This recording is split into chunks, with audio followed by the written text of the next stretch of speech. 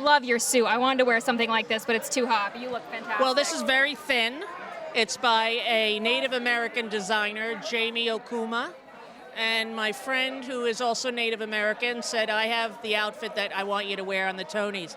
And I'm like, well, you don't have my measurements, and I live in Ireland. And, he's like, let me do it. And I never had a fitting. The whole thing fit from when he took it out of the bag today. So there you go.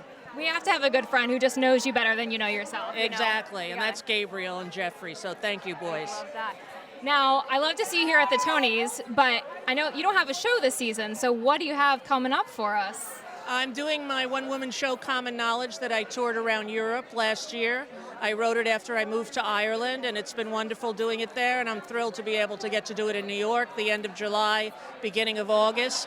3 weeks, and tickets go on sale next week, and it'll have all the details that you need to know. Yeah. How do you feel about coming back to the States for an extended period of time? Well, I have 4 children here and now a grandson, so I'm going to come back on the school holidays.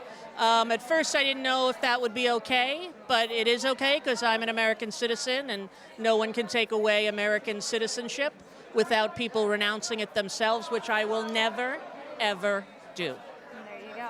Well, you recently just wrote a poem about getting some facial treatments, and I just want to thank you for being real about that, because so many people, celebrities especially, will be in the public eye, and young women like me will look at you and say, gosh, why don't I look like that? Well, that's what the thing. People were writing in on my Substack and everything saying, what are you doing? You look so good.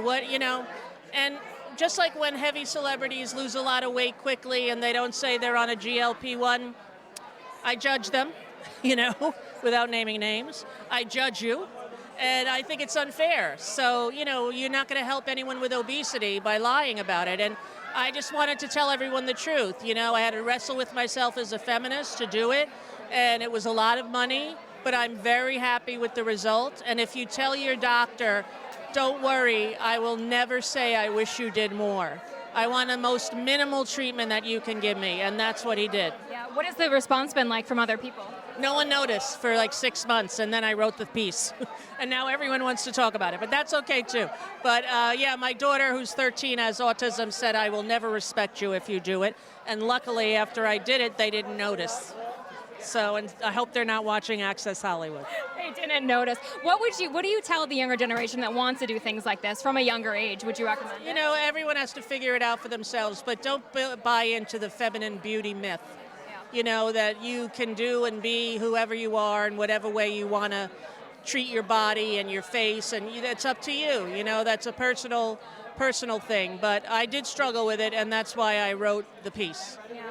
I really understand that, because there's on one hand you want to love yourself for how you are, but you also sometimes you just want to be a little bit more confident. Yes. How are you feeling? Well, I had 2 lines here that went very, very deep, marionette lines they called them.